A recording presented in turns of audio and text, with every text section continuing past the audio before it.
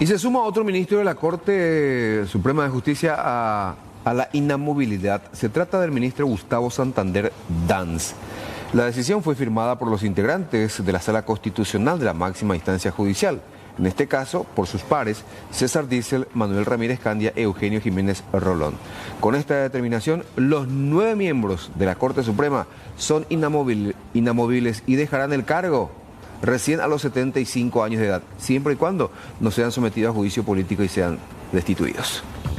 Es uno de nuestros títulos, es una información destacada y tiene que ver con la fiscal Estela Mariscano, quien en su momento procesó al intendente de Asunción, Mario Ferreiro. Seguramente recuerdan ese caso. Ahora es imputada por su colega Sonia Sanguinés de la Unidad de Derechos Humanos por el delito de persecución de inocentes.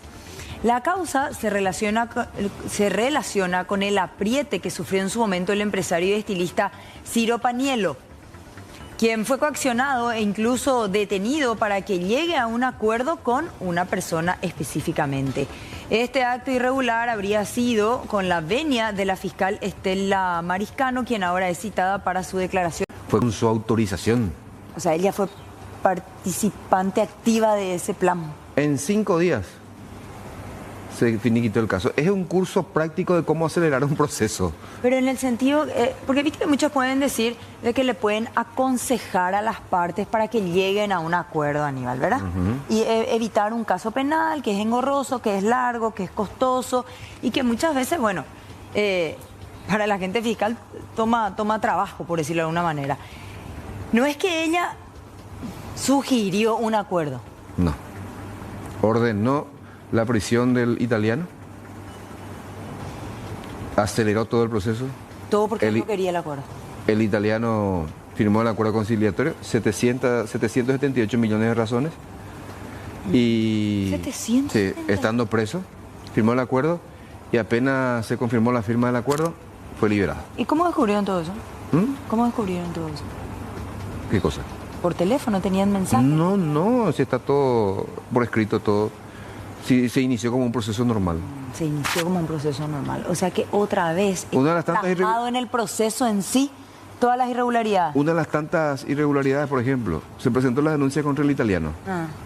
Y sin ninguna diligencia previa, sin ningún acto investigativo, ya le llamó a indagatoria, por ejemplo. ¿Y será este el único caso? Según Guillermo Ferreiro me estaba comentando hoy, Estela Mariscano tiene una 20 de denuncias ante el jurado e incluso ante la misma fiscalía. ¿Y por qué seguía en el cargo? Y según Ferreiro, tiene muchísima protección política. ¿Y quién sería su caballo? Todos. Porque supuestamente a todos les hizo favores. Ya se dio inicio al juicio contra el sindicado narcotraficante Jaime Franco, quien está enjuiciado por lavado de dinero. La causa se remonta al año 2020, cuando el entonces fiscal Marcelo Pecci allanaba su celda en Tacumbú, donde la comitiva desmontó un laboratorio de cocaína y se incautó de más de 174 millones de guaraníes.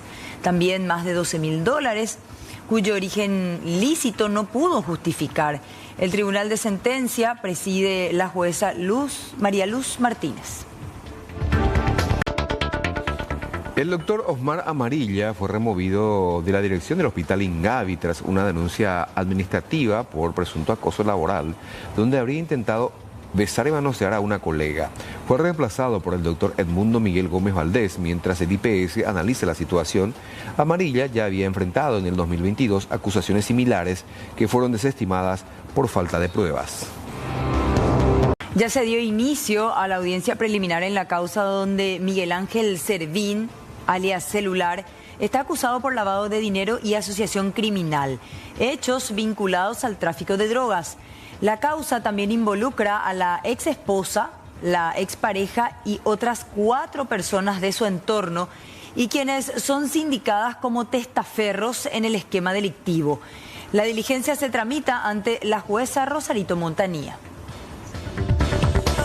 La ex jueza de paz de Luque, Norma Beatriz Ortiz Díaz, el día de hoy fue beneficiada con medidas alternativas a la prisión. Es por un proceso por prevaricato y otros delitos.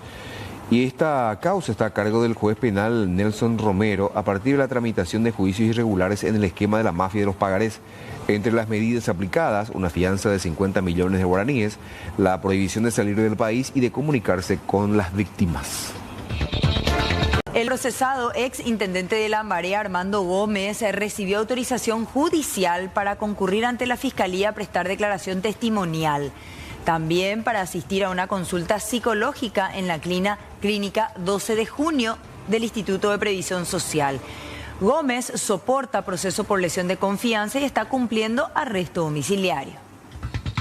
Y el corte de energía eléctrica que se produjo el miércoles pasado y que prácticamente dejó a oscuras a todo el país, a excepción de la zona sur, porque se surten, digamos, de Yacyretá, se va a conocer en aproximadamente 8 días. Vamos a conocer si efectivamente fue producto porque una tuerca estaba floja.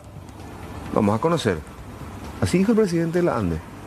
Pero lo dijo, no sé, para mí lo dijo de forma sarcástica, ¿verdad? No, lo dijo, textualmente lo dijo, y que se aflojó y que fue aflojándose por el paso del tiempo y eso hizo que saltara. Bueno, espera, Bonilla. Y hablando de sarcasmo, una tuerca se nos puede aflojar a vos y a mí. Pero este tipo de equipos tiene que tener un mantenimiento regular, en donde no te digo que cada tuerca se ajuste. Cada tuerca se tiene que ajustar, controlar, verificar, justamente para evitar este tipo de cosas. El mantenimiento tiene que ser rigurosísimo. Sí, sí. Y esa tuerca, ese tornillo. Habría saltado, se habría aflojado en la subestación Iguazú. O sea, la luz de este país depende de un tornillo, literal. Y sí. Literalmente. Literalmente. A juzgar por sus palabras, acá esa frase como... Y dentro de 8 días se va a establecer con exactitud cuál fue la verdadera causa.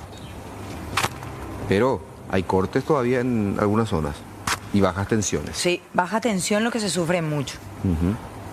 Hablando de irregularidades, miren lo que es el trabajo que hicieron con relación a presas, a trampas clandestinas. Esto pasaba en el río Capibaribe, el río Pirapó, en Buenavista, que eran utilizadas para la pesca furtiva, que provocaban mortandad masiva de fauna y alteraban el flujo natural del agua. Durante este operativo se destruyeron y tuvieron que sacar todas estas barreras que se hicieron con troncos y avisaron de que van a hacer un patrullaje preventivo para evitar nuevamente estas construcciones ilegales y se espera sancionar a los responsables. Se liberaron ahora los cauces, se espera la recuperación de la biodiversidad y el restablecimiento del equilibrio ecológico en Cazapá. Ahora, mira lo que es este trabajo, Aníbal. Este no es un trabajo de la noche a la mañana, no, ¿verdad? Esto tiene mucho tiempo ya. Sí. Sí. Y ahí iban los peces y quedaban ahí. Quedan ahí, no sé si es solamente sí, para sacar peces. No sé si no ha de ser para regar también zonas aledañas, bombear un poco de agua, cultivo, desconozco, pero solo para pescar. Pero en distintos puntos, ¿eh? Me llama la atención, ¿verdad? Porque vos podés poner una red, ¿no? Poner una red y todos los peces se quedan atrapados y fluye el agua, ¿verdad? Sí, claro. ¿Para qué necesitas cortar el flujo del agua? Pero no es para nada una prensa improvisada, por decirlo de una manera. Tiene una estructura muy bien elaborada, ¿eh? Que son ríos fantásticos, caudalosos, profundos, importantísimas para la fauna, que tenían este tipo de trabajo realizado. Estuvo una comitiva del Ministerio Público, también personal del MADES, lideró el senador Eber Villalba, criticó duramente al presidente de la República, Santiago Peña, por no destituir al titular de IPS, el doctor Jorge Brites, y dijo que debe dejar el cargo ante los hechos de corrupción que ya fueron denunciados. La convocatoria oficial al presidente de IPS y al gerente de salud, Derlis León, se va a llevar a cabo el próximo martes ante la Comisión Permanente del Congreso, en medio, como todos saben, de muchos cuestionamientos por la situación calamitosa por la que atraviesa el Instituto de Previsión Social. El presidente IPS tiene que ir a su casa, decía el senador Villalba. En primer lugar, el presidente IPS es lo que debería irse a su casa, ¿verdad? Pero como el presidente de la República no tiene el coraje de cambiarlo y él no se da cuenta de que su gestión no tiene resultados, nos queda a nosotros como Congreso hacerle los cuestionamientos, puntualizarle y a ver si nos rectificamos un rumbo. Pero, repito, él tendría que irse a su casa y... ¿Hizo mérito suficiente como para no seguir al frente de la institución? Así es, totalmente. Tendría que dar un paso al costado y darle oportunidad a otros gestores, ¿verdad? Ya no mostró resultados y si en este tiempo no ha mejorado nada. Él y los responsables, porque ese tipo de cosas no se hace solo, ¿verdad? El presidente de IPS, los consejeros, los directores jurídicos, los directores... Una rosca. Hay que revisar, hay que investigar en profundidad. La Fiscalía tiene que tomar cartas en el asunto, Contraloría también, ¿verdad? Y los responsables en este país tienen que pagar, ¿verdad? Ingrid. Bueno, vamos a hablar de las declaraciones, escuchar las declaraciones que decía Ingrid Cubilla, la fiscal que investiga al exfutbolista, al ex arquero de fútbol Víctor Centurión, que finalmente hoy se presentó, ya quedó detenido porque hay una imputación en contra suya, presuntamente forma parte de una organización internacional criminal dedicada al tráfico de estupefacientes, puntualmente cocaína, forma parte del operativo Nexus. Y al decir la fiscal Ingrid Cubilla, esta persona venía siendo ya investigada desde agosto del 2022. Se expone a una pena de hasta 22 años y medio de cárcel.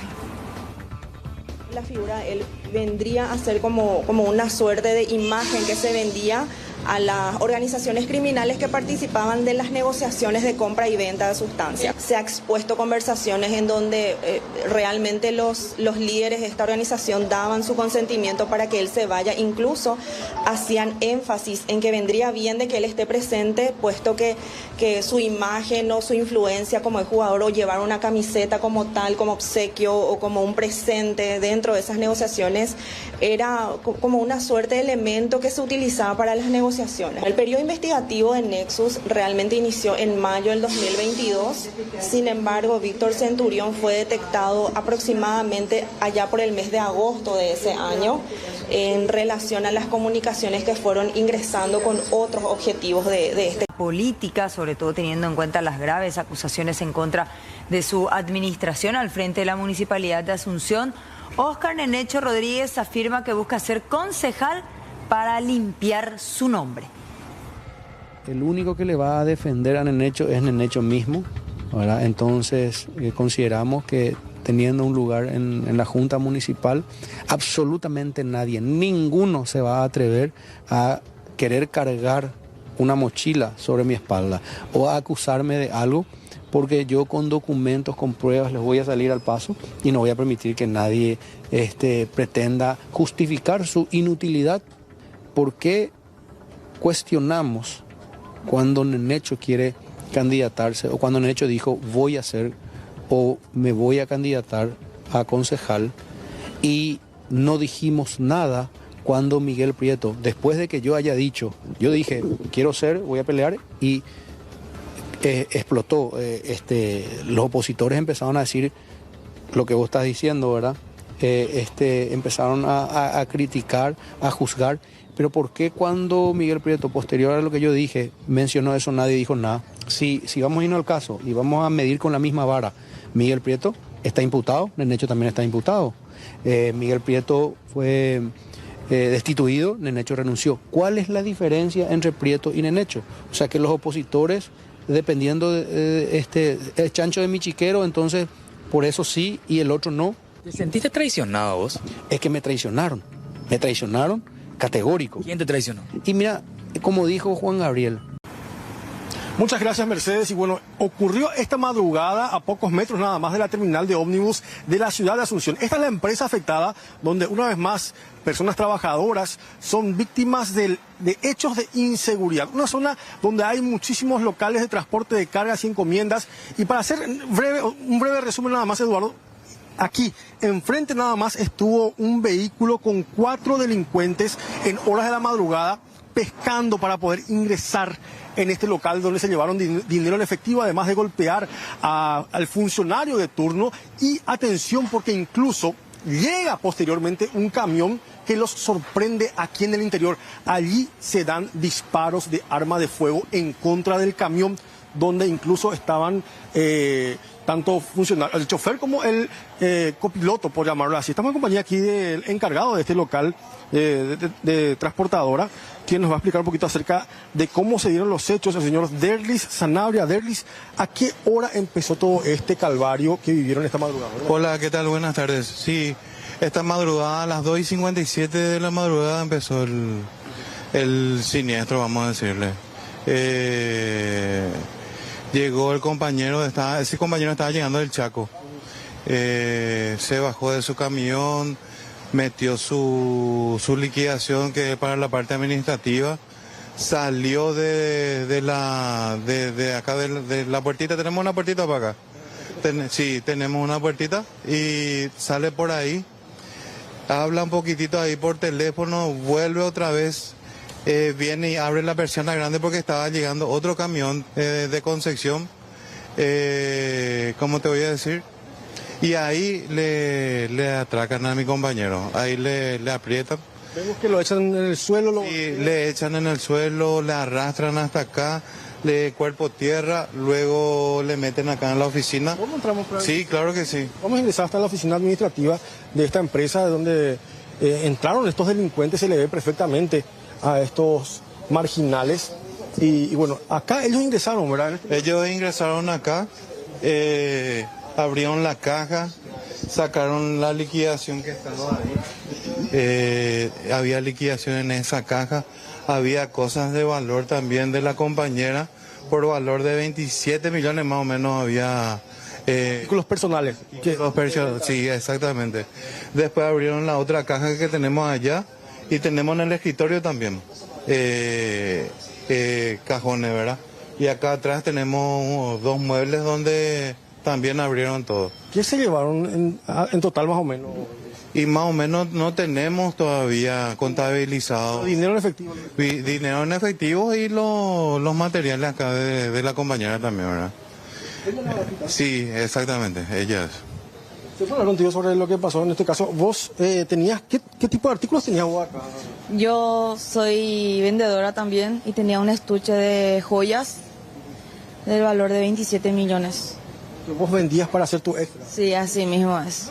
Justamente ayer me dejaron la gente de la joyería para poder vender y se llevaron. ¿Completo? Sí, así mismo, llevaron. Un juicio muy fuerte para vos. Bastante, no sé ni ahora cómo voy a poder pagar. Es bastante dinero. ¿Cómo? ¿Ya llegaron a un acuerdo con la empresa o algo? No, todavía no. Finalmente los más perjudicados siempre son los más trabajadores. Claro, siempre. Es una lástima realmente que tengamos personas así en nuestro país. En la vida, ¿verdad? ¿Cómo te sentías ahora después de ese proceso?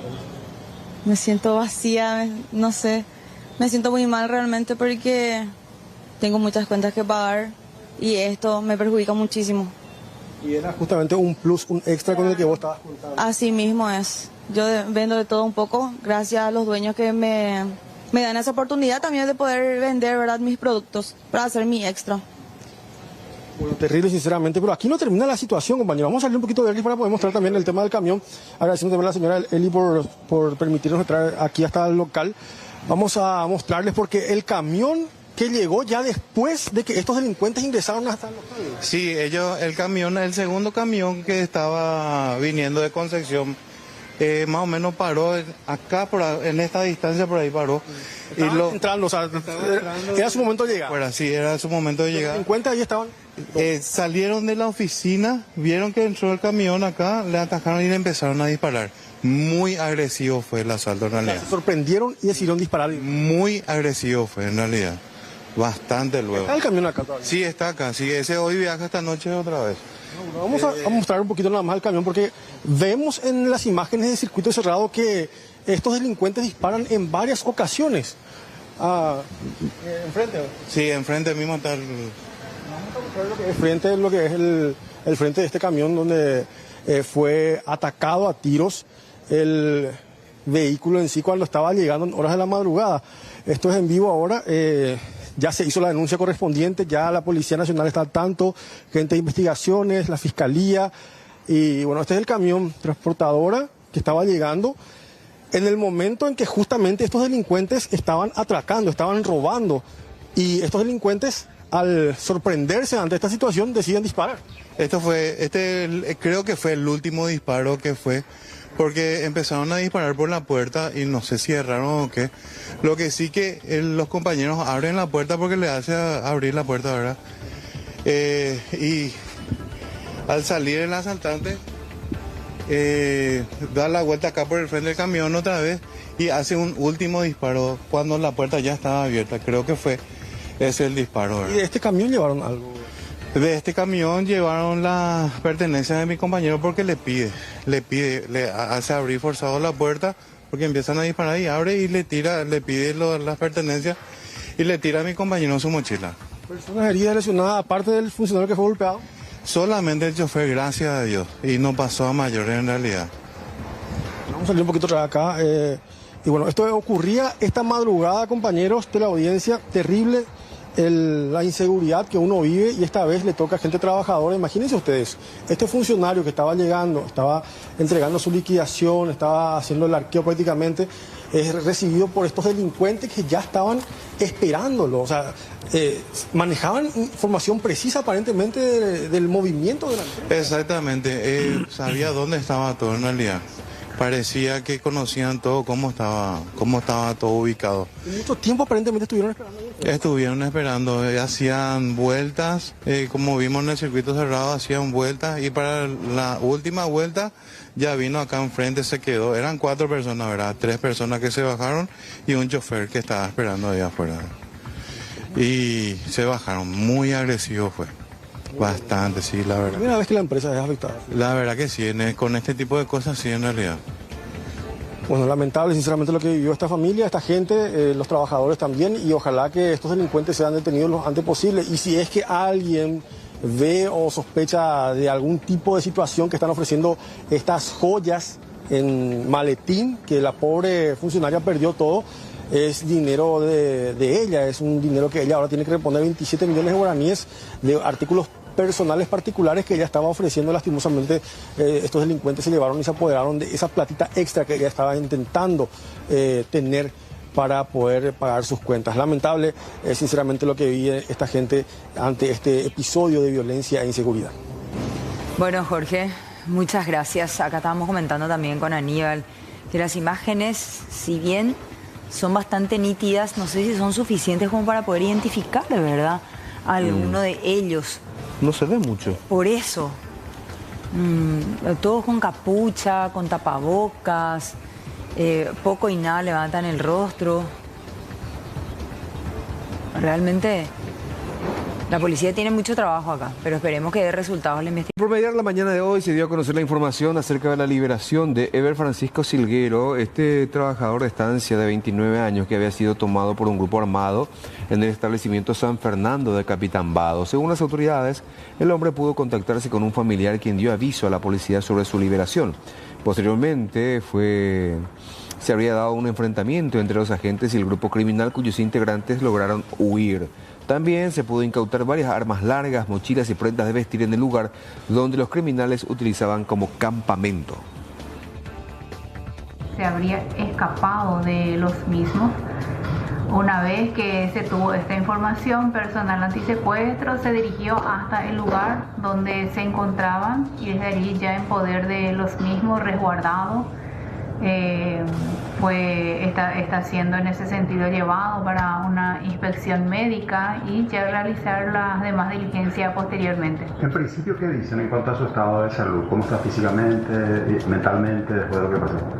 Bueno, físicamente así, por las fotos se le ve que está bien, ¿verdad? Pero más eso una vez que los médicos realicen esa inspección, porque puede tener lesiones que nosotros no estamos viendo. ¿En qué zona se le ubicó, doctora? Bueno, a él lo ubicó en la colonia Pacola, cercanía a la estancia Ñovera. Ya es bastante distante del lugar donde ocurrió el hecho, doctor. Y ponemos aproximadamente unos 100 kilómetros. Y en cuanto al pedido de rescate que hubo inicialmente, ¿eso se llegó a pagar o no se pagó? ¿Qué se sabe de eso, doctora? Sí, hubo en ese sentido pedido de rescate, o sea que pedido de dinero para la liberación del mismo, un monto de $150.000, pero que, según la información que nos brindan, no fue pagada.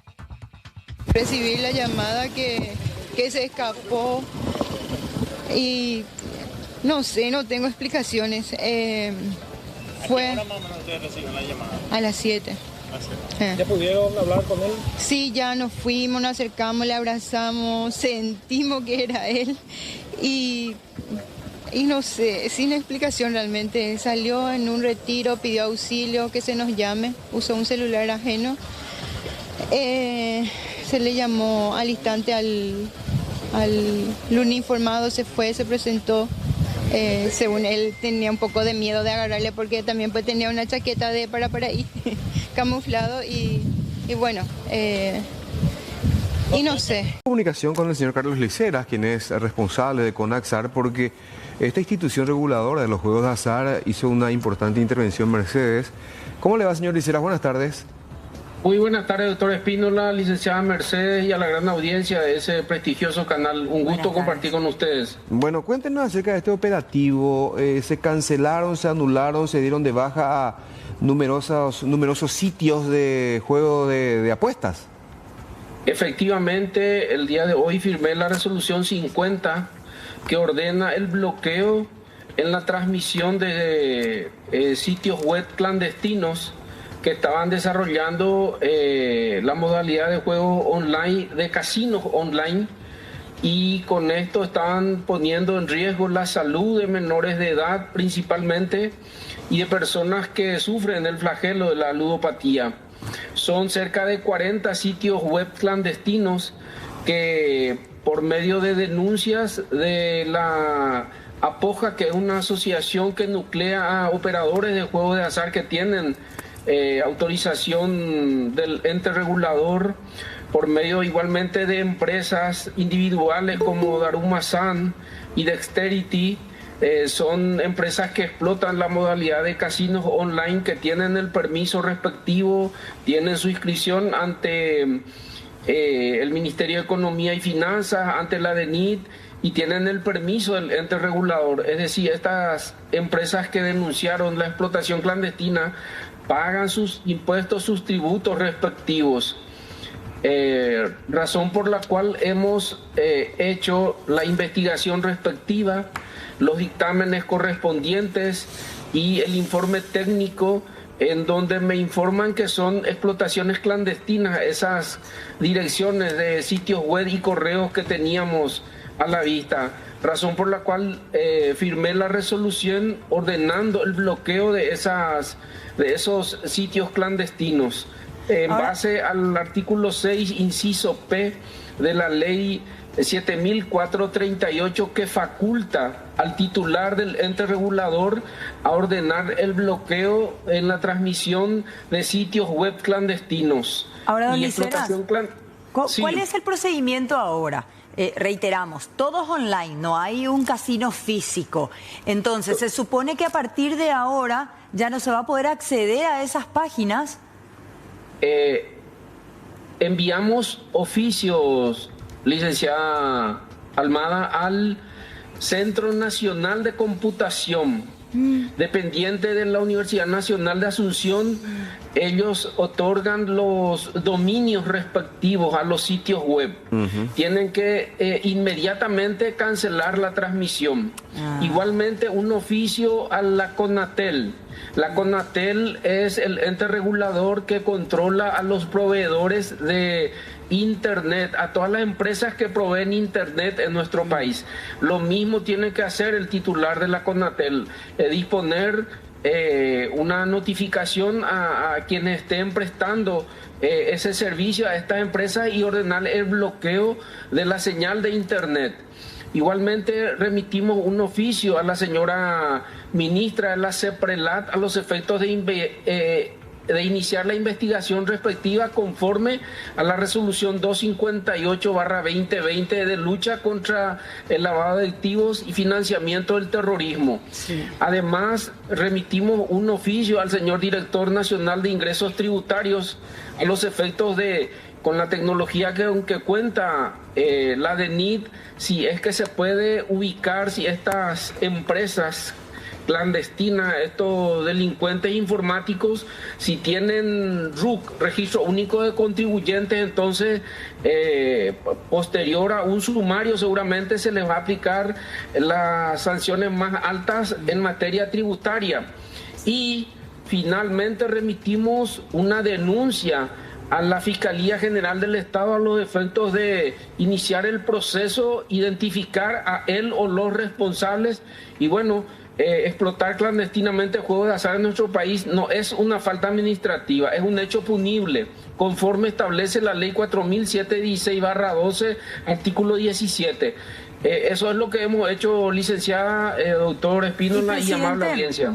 Estas son empresas paraguayas, están habilitadas estas páginas con IP paraguayo dominio PY, o son empresas extranjeras que se filtran en la web como para poder llegar al mercado paraguayo.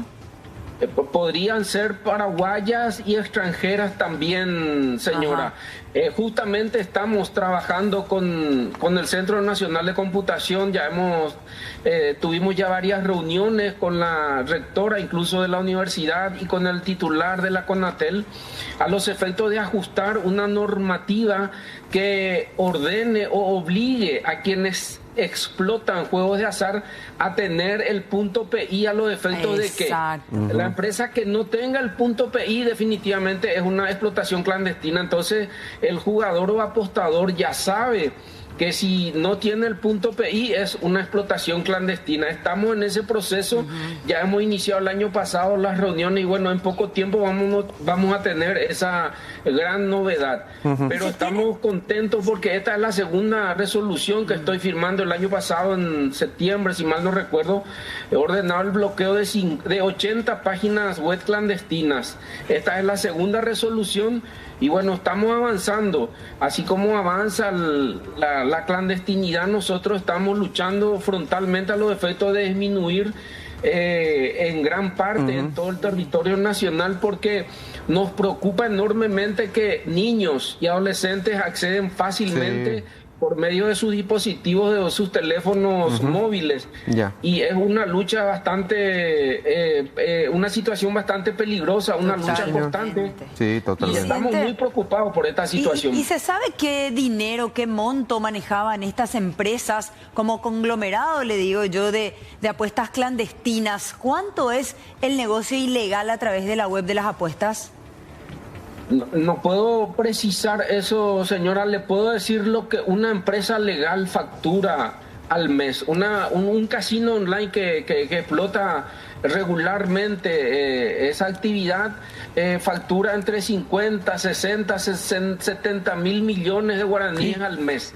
O sea, estamos hablando de sumas siderales que están evadiendo al fisco, además de estar poniendo en peligro la salud y la vida de los menores de edad. Estamos hablando de cifras siderales, señora. Sí, qué bueno, que mucha plata mueve. Nomás, un mal negocio tiene un margen de 7, 8, 10%. Si son 70 mil millones. Señora, para estos delincuentes es un buenísimo negocio porque no pagan tributos, no pagan impuestos, no pagan canon, no pagan IPS, no tienen funcionarios, no tienen ninguna responsabilidad. Pero lo más peligroso y triste es que ponen el vicio, en peligro la salud. El vicio que genera, por supuesto. Y los jugadores no tienen ninguna seguridad de que puedan ganar los apostadores en caso de que el azar le sonría. Sí, exactamente. Pregúntale a don Max Friedman. Bueno, don Carlos Liceras, muchas gracias por su tiempo. Gracias, doctor, gracias, señora, y a la gran audiencia un saludo. Gracias, buen fin de semana. Un vehículo fue robado en cuestión de segundos, esto en la ciudad de San Lorenzo, según denunció la misma dueña. La mujer relató que 2 hombres bajaron de otro vehículo y se dirigieron directamente hasta su automóvil, que no presentó signos de haber sido forzado. Vino un vehículo Toyota Premium, bajaron 2 hombres directo a mi vehículo y llevaron en menos de 3 minutos. Me quedé sin vehículo. Y era justamente tu elemento de trabajo, de acuerdo a lo que nos estabas comentando, Laura, ¿no? Sí, hay mucha información todavía que no pude hablar, que no pude contar cómo fue que sucedió también para que yo pueda tener este vehículo. Primeramente ya va a ser como 3 semanas o 4 que yo saqué otro vehículo de esta misma playa. Me salió mal y en una semana 4 veces solamente me quisieron reparar el vehículo. Entonces, como ya no había opción, ellos también no tenían paciencia y yo era la afectada, entonces yo no me quedé callada. Y entonces fui y me cambiaron el vehículo, me dieron solamente la opción de este vehículo y saqué. Esta fue la única llave que me dieron. Los policías automotores vinieron ayer a consultarme para que le pueda mostrar la llave que me dieron, y cuando les mostré me dijeron que no puede ser que me dieran esta llave.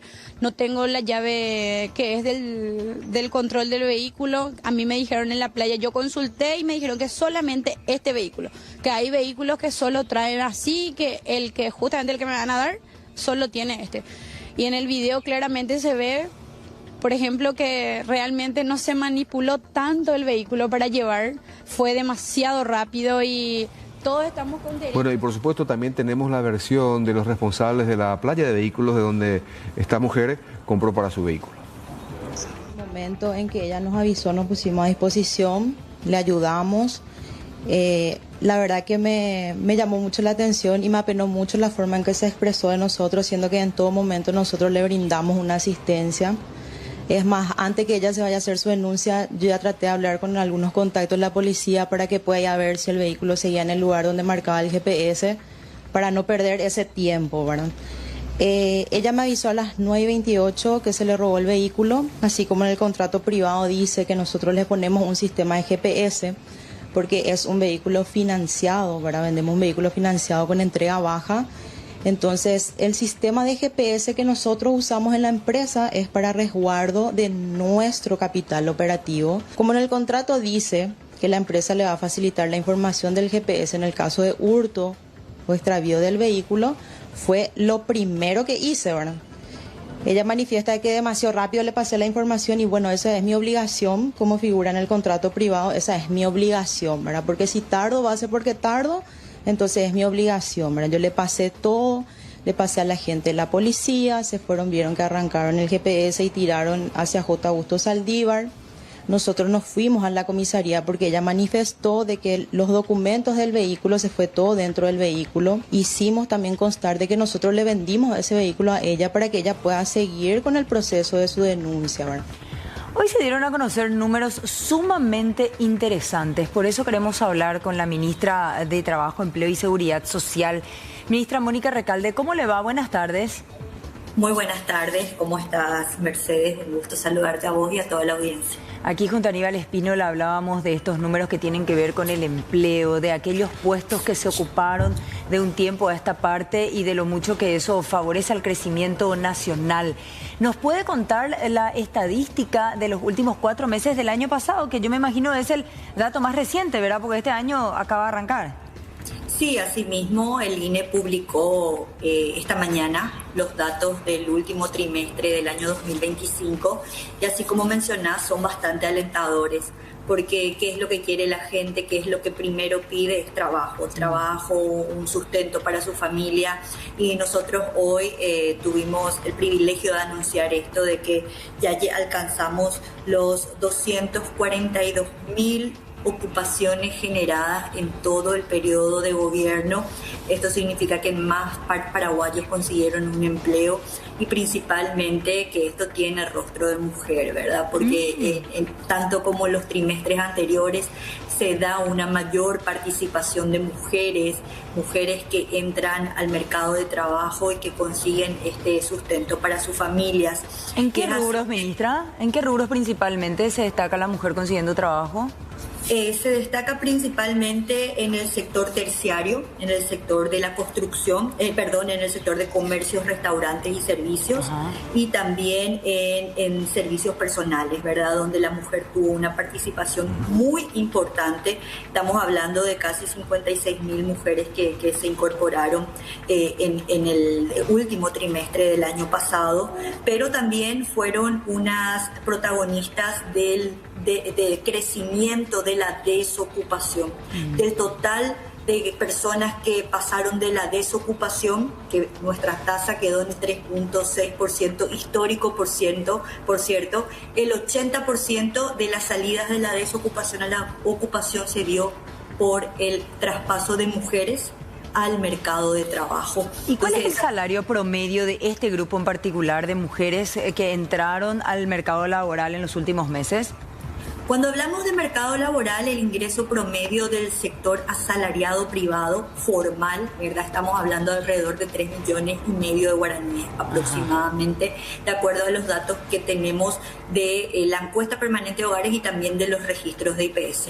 Pero cuando vemos el sector informal, ¿verdad? Que es la gente que no está, que está en negro, que no tiene previsión social, estamos hablando de un salario al menos de 40% por debajo. Entonces, por eso hoy resaltábamos con el presidente en el ejercicio, Pedro Aliana, que en esta oportunidad se dio un cambio de tendencia, porque de cada 10 empleos generados, 7 son formales. O sea, generamos 79.000 trabajos formales y solamente 30.000 trabajos informales. Anteriormente ocurría en la inversa. Y eso nos da una pauta también de que el mejoramiento de las condiciones de trabajo, el trabajo decente, como nosotros le decimos, está tomando forma, está dándose en mayor medida. Sí, Aníbal, te escucho. El compromiso de este gobierno, cuando asumió, incluso durante la campaña, el presidente de la República decía o prometía 500.000 puestos de trabajo en sus 5 años de mandato. Y con esta cifra de 242.000 en este periodo de 2 años y medio más o menos, ya se crearon 242.000 nuevos empleos. ¿Qué fue, en qué sector, en qué rubros se dinamizó la economía y se crearon mayores fuentes de trabajo?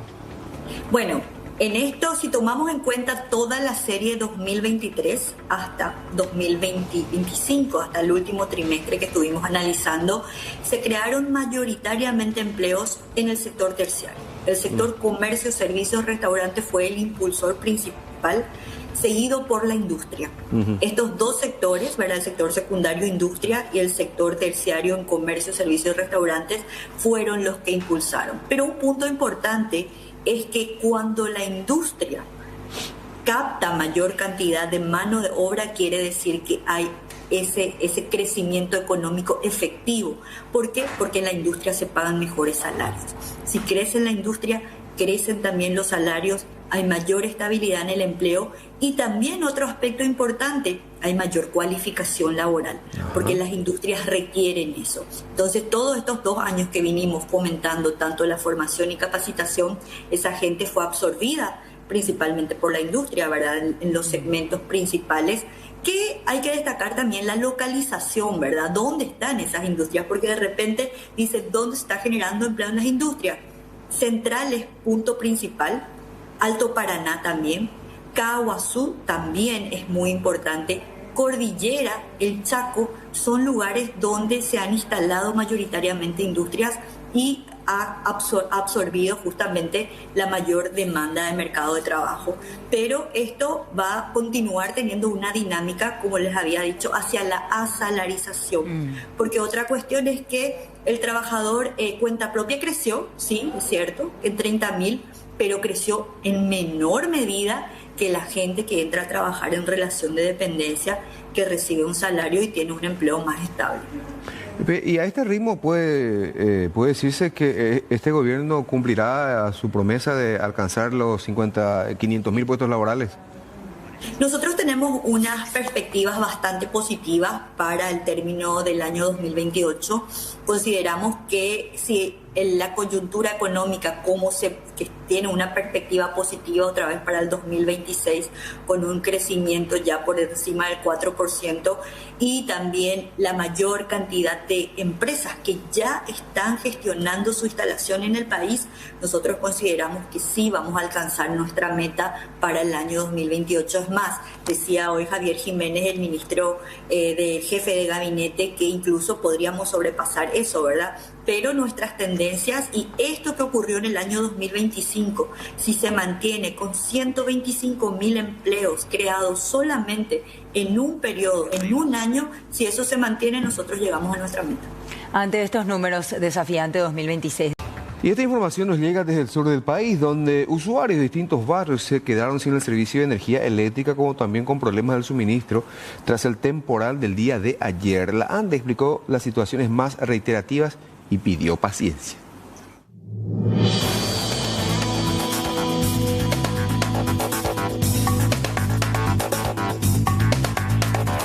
Tuvimos un evento climático, una entrada de frente frío que nos produjo bastante daño en la infraestructura eléctrica, y tuvimos principalmente averías sobre alimentadores. Tuvimos 8, 9, 10 alimentadores fuera de servicio, tanto de Cambuenetá como de Encarnación, y después tuvimos trafo averiado, cables sueltos, árboles sobre la línea, lo que suele ocasionar el viento. Sí, en este momento tengo 376 reclamos activos, que ya son reclamos puntuales. El último alimentador se normalizó a las 5 de la mañana, la Encarnación 22. Hoy a esta hora tenemos todos los alimentadores en servicio, y los reclamos que se están atendiendo ya son reclamos puntuales, zonas sin luz, algunos fusiles en derivaciones operados, cables sueltos tenemos también todavía bastante en baja y en media en derivaciones. Entonces todo eso se está trabajando y nosotros continuamos hasta que se atiendan todos los reclamos. ¿Noche y madrugada se trabajó? Toda la noche. Nosotros tenemos turno rotativo de 8 horas. Entonces los que tenían tercer turno trabajaron hasta las 6 de la mañana, y ahí entra otro equipo a reemplazar a los equipos de la noche. ¿Se estima de que se va a normalizar esto en la jornada? Sí, yo creo que para la tarde ya vamos a tener mucho más controlados los reclamos que están activos y pendientes. Perfecto. ¿Se pide paciencia? Sí, por sobre todo paciencia, y que tengan cuidado, ¿verdad?, a la hora de encontrar de repente en zonas suburbanas o rurales, ya que tenemos también competencia nosotros de encontrar cables que están sueltos, considerarlo todo el tiempo como cables energizados. Y así. El hecho que les voy a contar ocurrió frente mismo a una escribanía.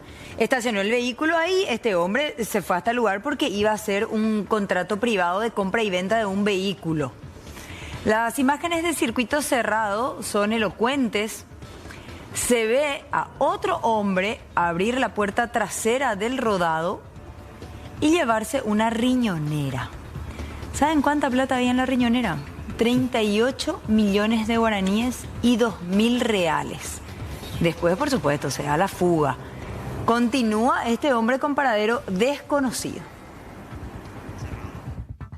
Él no menciona si es que bloqueó o no bloqueó su vehículo, ¿verdad? Porque en el momento, al menos en el que yo tuve conocimiento, ya él había radicado la denuncia. En la denuncia él no menciona eso. Así como te dije, nosotros ya... ¿Dijo de cuántos minutos él estaba ya dentro de la escribanía? ¿O había la camioneta allá afuera? Y él menciona, ¿verdad?, de que fue las 11:22, ¿verdad? De que ponerle que ni 20 minutos. O sea, así como le dije, ¿verdad? Nosotros ya más bien nos abocamos a lo que va a ser la tarea investigativa. Y, o sea, la víctima se fue directamente hasta la comisaría de San José en jurisdicción de la séptima. Pensando que es jurisdicción de la comisaría de San José. Hay algunas informaciones y personas de repente que puede estar vinculada al hecho, que por una cuestión de resguardo de la parte investigativa estamos coordinando con el subjefe de la comisaría séptima, ¿verdad? Hay una buena información al respecto, que de repente si se concreta algo, entonces para que pueda ser difusionada con los medios de prensa también. Si es que tenía o no afinidad o sabía el movimiento de la víctima, no sabría mencionarte, ¿verdad? Pero por azar no va a ser. por eso te digo, si es que nos vamos a basar en lo que se observa en las imágenes de circuito cerrado, es como si fuese que todo fue coordinado, ¿verdad? Pero no podemos lanzar ese tipo de hipótesis, ¿verdad? Sin saber a ciencia cierta qué es lo que aconteció, ¿verdad? Este hurto no fue improvisado, comisario, por lo que se pudo analizar en las imágenes. Podría ser que esta persona sabía el movimiento de dinero o la transacción o ese acto jurídico de compra-venta que iba a realizar la víctima, y por esa razón estaban ya tipo pescando por la víctima, ¿verdad? Pero por eso te digo que hay que ver detalle por detalle de las imágenes de circuito cerrado y lo posterior a imágenes de las cámaras de circuito cerrado en las adyacencias. Y ahora vamos a reiterar esta información, Mercedes, porque Yanina García Troche, pareja, según ella, es pareja ya, del prófugo Sebastián Marcet, ya está en la cárcel de máxima seguridad del penal Martín Mendoza, el área para mujeres.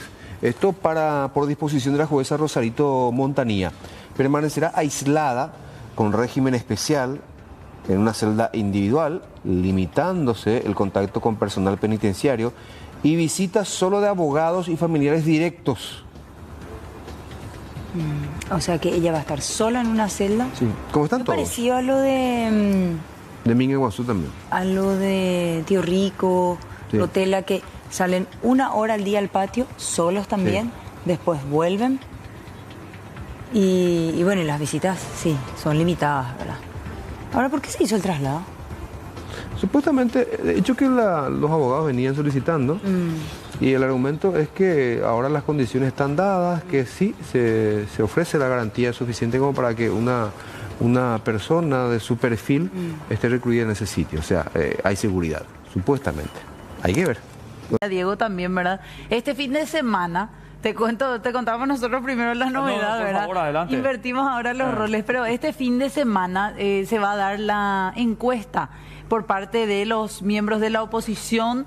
El equipo de Unidos por Asunción se llamaba, ¿verdad? Así mismo. El gran grupo que reúne a los partidos de la oposición en la capital para saber, ellos van a salir casa por casa, hacer una encuesta, 1.500 hogares o 1.000 hogares más o menos, para poder definir quién va a ser la candidata a la Intendencia de Asunción por la oposición. Si va a ser Johanna Ortega, que va a estar esta noche con nosotros, o Soledad Núñez, que ya estuvo hace unos días. O sea, hay 2 precandidatas. Sí, exactamente. Y por la vía de la encuesta de ciudadana, sí, se va a... Ahora, ¿esa encuesta es al azar, Fernanda? No, o sea, hacen un muestreo, ¿verdad? Entonces parten el mapa de Asunción y van a recorrer dentro de ese mapa, sí podemos decir que es azaroso. Sí. Van a una casa... Que puede ser de una familia colorada, por ejemplo, ¿verdad? Puede ser. Exactamente, puede ser. No le van a rehuir a eso. ¿Sabes cómo funciona? Después nos va a explicar mejor la diputada Ortega, pero van a preguntar, por ejemplo, ¿cuánta gente hay en esta familia? 5. Los 5 votan sí. Bueno, vamos a ver quién va a responder. Y ahí hacen un pequeño sorteo. Entre los 5 integrantes de la casa, si es que votan. Si es que votan en Asunción. Sí, claro. También. Y ahí sale Fernanda designada en la familia, digamos, o en el lugar donde vive, y ella va a decidir el voto. Así va a ser. Y básicamente le preguntan, ¿por quién votarías para candidata a la Intendencia de Asunción en la oposición? ¿Johanna o Soledad? Y ahí la persona tiene que elegir. Son más de 1.000 muestras, decían. La encuesta va a iniciar mañana sábado y se va a extender hasta el domingo. Y el domingo en horas de la tarde ya podrían tener un resultado, es lo que han dicho hasta ahora. No es que yo le quiera buscar la quinta pata al gato, como se dice, ¿verdad? Pero, por ejemplo, llega a la casa de una familia colorada, ¿verdad? Y la pregunta se circunscribe a la candidata o a la precandidata, en este caso a las precandidatas, por la oposición, y de repente si alguien sale y dice, no, yo voto por el partido colorado, se exponen también a ese tipo de situaciones, ¿verdad o no? ¿Se expone? Sí, claro que sí. Vamos a preguntarle después a Johanna cómo van a proceder en ese caso. Asimismo, de cualquier manera ya habían dicho que ellas son conscientes de que el voto colorado es necesario para ganar en Asunción. Ya. Pero cierto, a mí me llama por ejemplo la atención lo que dijiste, Julio, muy buena acotación porque yo no lo había pensado. ¿Qué pasa si el encuestado te dice no, por ninguna de las dos? voy a votar por... No tengo entendido que así no es válida la muestra para ellas. O sea, se anula la muestra. Ese caso no se va a tomar. Claro, porque acá pues lo que quieren saber es que no quieren medir el no sabe, no responde. Claro, quieren totalmente. saber cuál de las dos tiene más chance de ganar y por ella van a decantar para que sea la candidata. ¿Y no hay una preencuesta o solamente esa encuesta va a haber? Tiene que haber, seguro que hay. Y vamos a ver. Hay todo. Sí, le vamos a consultar enseguida a nivel de encuesta, ustedes saben que a hay la muchas entrevistada. Perdón, Julito, por la interrupción. ¿Usted tenía algo que mostrarnos? ¿O no? Sí, en realidad les quería comentar que ganó la selección paraguaya femenina. Le ganó a Venezuela y todavía seguimos con el sueño